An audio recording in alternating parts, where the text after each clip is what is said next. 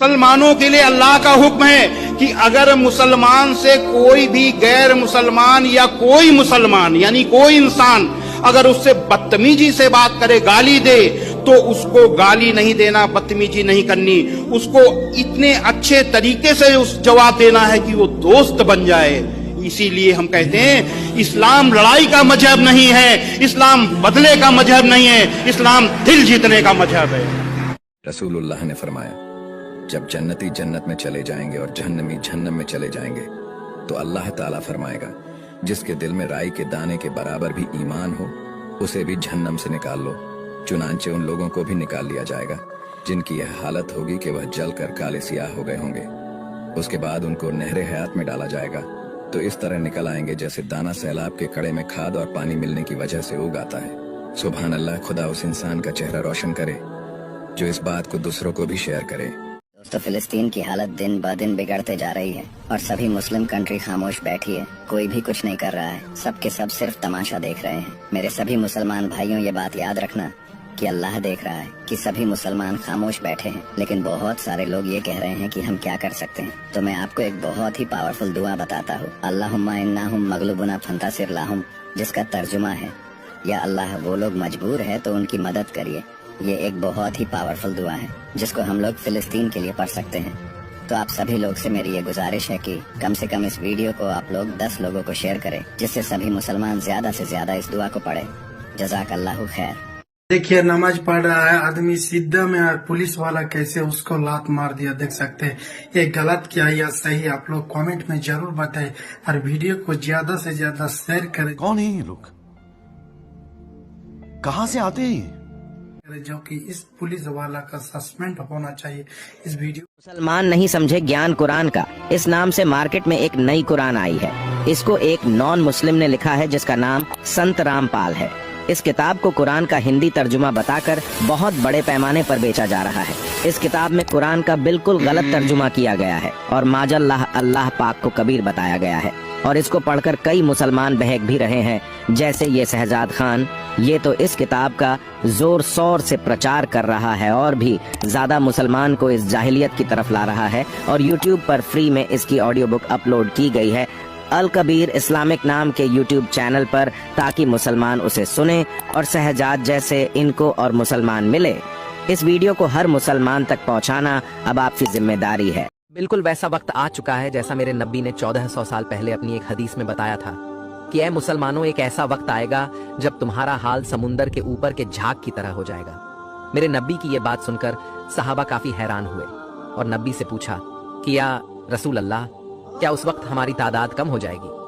तो मेरे आका ने फरमाया कि नहीं, उस वक्त तुम तादाद में बहुत ज्यादा होंगे लेकिन तुम्हारी हकीकत कुछ भी नहीं होगी। तो सहाबा ने अर्ज किया कि ऐ रसूल अल्लाह, ऐसा क्यों होगा? तो मेरे नबी ने फरमाया कि तुम्हारे अंदर दुनिया की मोहब्बत आ जाएगी और तुम्हें मौत का खौफ होगा। और आज बिल्कुल वही वक्त आ गया है। आज मोमिनों के दिलों में दुनिया की मोहब्बत बढ़ गई है और मुसलमान राह हक से भटक गए हैं। आज पूरी दुनिया में 200 करोड़ से ज्यादा मुसलमान हैं, लेकिन अफसोस इतनी तादाद होने के बाद भी आज मुसलमान दीन से पूरी तरह गाफिल है और उसके दिल में अब अल्लाह और उसके नबी से ज्यादा दुनिया की मोहब्बत मायने रखती है। अफसोस है हमारे ऐसे मुसलमान होने पर। बिल्कुल वैसा वक्त आ चुका है जैसा मेरे नबी ने 1400 साल पहले अपनी एक हदीस में बताया था कि ऐ मुसलमानों, एक ऐसा वक्त आएगा जब तुम्हारा हाल समुंदर के ऊपर के झाग की तरह हो जाएगा। मेरे नबी की ये बात सुनकर सहाबा काफी हैरान हुए और नबी से पूछा कि या रसूल अल्लाह, क्या उस वक्त हमारी तादाद कम हो जाएगी? तो मेरे आका ने फरमाया कि नहीं, उस वक्त तुम तादाद में बहुत ज्यादा होंगे लेकिन तुम्हारी हकीकत कुछ भी नहीं होगी। तो सहाबा ने अर्ज किया कि ऐ रसूल अल्लाह, ऐसा क्यों होगा? तो मेरे नबी ने फरमाया कि तुम्हारे अंदर दुनिया की मोहब्बत आ जाएगी और तुम्हें मौत का खौफ होगा। और आज बिल्कुल वही वक्त आ गया है। आज मोमिनों के दिलों में दुनिया की मोहब्बत बढ़ गई है और मुसलमान राह हक से भटक गए हैं। आज पूरी दुनिया में 200 करोड़ से ज्यादा मुसलमान हैं, लेकिन अफसोस इतनी तादाद होने के बाद भी आज मुसलमान दीन से पूरी तरह गाफिल है और उसके दिल में अब अल्लाह और उसके नबी से ज्यादा दुनिया की मोहब्बत मायने रखती है। अफसोस है हमारे ऐसे मुसलमान होने पर।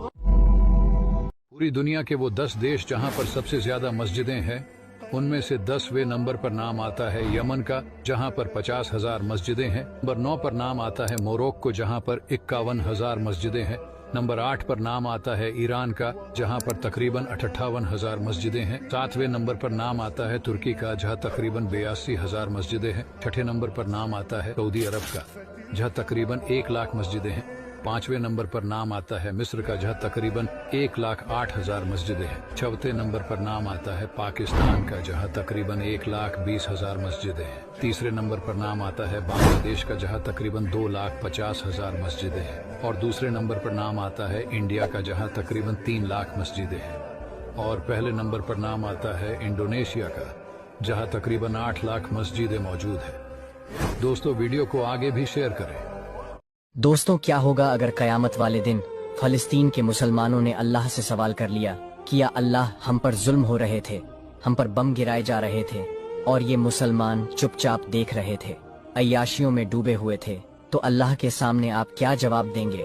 मैं तो ये कह सकता हूँ कि या अल्लाह, मैंने वीडियो बनाकर उनके लिए आवाज उठाई थी, लेकिन आप क्या जवाब देंगे? तो इसीलिए आप इस वीडियो को स्टोरी लगाओ, ज्यादा से ज्यादा लोगों को शेयर करो, ताकि आप भी अल्लाह के सामने कह सको कि या अल्लाह, जो फिलिस्तीन वालों के लिए आवाज उठा रहे थे तो मैं भी उनके साथ था, मैंने भी लोगों को बताया था। तो इसलिए ज्यादा से ज्यादा लोगों को शेयर। जब घर का फैसला करने के लिए बाहर वालों की जरूरत पड़ जाए तो समझ लें हमारा खानदान बर्बाद हो चुका है। नंबर 2, अपने तो वो होते हैं जिन्हें हमारे दर्द का एहसास हो, वरना हाल चाल तो रास्ते में आते जाते लोग भी पूछ लेते हैं। नंबर 3, पानी का मजा तब ही मिलता है जब हम प्यासे होते हैं। ठीक उसी तरह सच्चे इंसान की अहमियत भी तब ही पता चलती है जब हम अकेले होते हैं। नंबर 4, जरूरी नहीं कि इंसान उम्र की वजह से बूढ़ा हो। जिम्मेदारी, लोगों के ताने और अपनों का धोखा भी इंसान को बूढ़ा कर देते हैं। अगर आप इन बातों से अग्री हैं तो कमेंट में यस जरूर लिखना।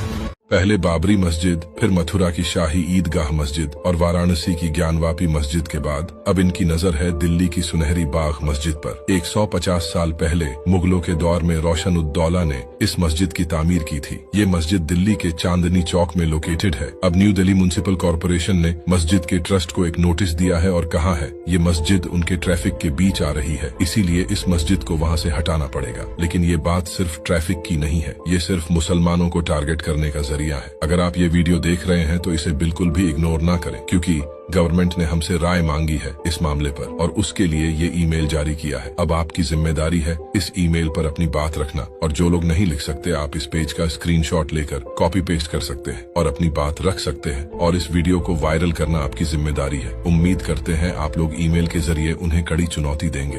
अल्लाह के बंदो, नमाजें फर्ज है आप लोगों पर, लोगों की गुलामी नहीं फर्ज आप पर, अल्लाह की गुलामी फर्ज है आप पर। 25-30 हजार रुपए के लिए बॉस के सामने हाथ बांध के खड़े हो सकते हो, लेकिन वो रब जिसने करोड़ों की आंखें दी, करोड़ों के कान दिए, करोड़ों का दिल दिया और दुनिया में रहने सहने का ढंग दिया, एक इंसान पर इतनी नेमतें की अगर वो गिनने बैठ जाए तो गिन ना सके, इसकी मैथमेटिक फेल हो जाए, उस अल्लाह के सामने 5 मिनट हाथ बांधना हमारे लिए मुश्किल है। हमारा दिल नहीं चाहता, एहसान फरामोश लोग हैं हम। अस्सलाम वालेकुम नाज़रीन इकराम, जैसे कि आप स्क्रीन पर मंजर देख रहे हैं, आप देख सकते हैं सऊदी वालों पर अल्लाह का अजाब आ चुका है।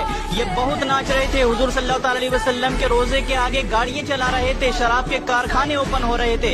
अब आप देख सकते हैं इनके होटल में कैसी आग लगी है। अल्लाह अकबर, आज से पहले ऐसा मंजर देखने को नहीं मिला, आज ये मंजर देखने को मिला। ये इन पर अल्लाह का अजाब है, अल्लाह का अजाब है इन पर, जैसी ये हरकतें कर रहे हैं। आप इस वीडियो को ज्यादा से ज्यादा शेयर करें ताकि लोग इस चीज को समझ सकें।